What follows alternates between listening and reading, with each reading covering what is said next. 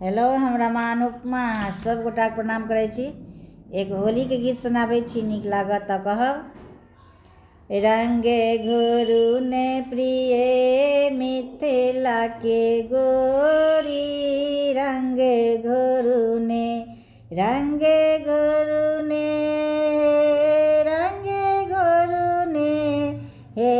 रंगे घोरू ने रंगे घोरू ने प्रिय मिथिला के गोरी, रंगे घोरू ने खेलत फागु सब जोरी, रंगे घोरू ने रंगे घोरू ने प्रिय मिथिला के गोरी, रंगे घोरू ने किनका के हाथ कनक पिचकारी, हे किनका के हाथ अबीर झोरी, रंगे घोरू ने प्रिय मिथिला के